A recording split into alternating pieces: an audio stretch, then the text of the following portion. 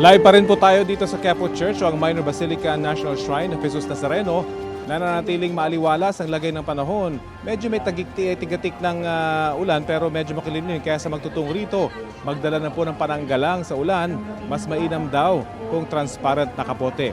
Ang inyo po napapanood ay live na kuha dito sa may kalsada sa harapan o sa gilid ng Quiapo Church kung saan napakarami na talaga ng mga tao. Meron din po tayong kuha dito naman sa loob ng simbahan kung saan tuloy-tuloy pa rin yung kada oras na misa na isinasagawa dito sa Quiapo Church.